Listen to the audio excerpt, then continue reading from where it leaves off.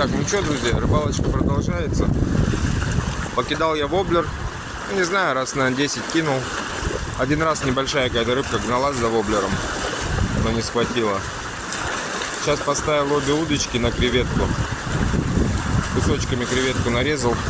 Была, друзья, одна поклевка такая сильная прям. Хорошо так дернула, аж удочку чуть не утащила. Я ее просто положил на камни. Будем ждать. Может, и что-то и будет. Всем хорошей рыбалки. До связи. Ждем поклевку.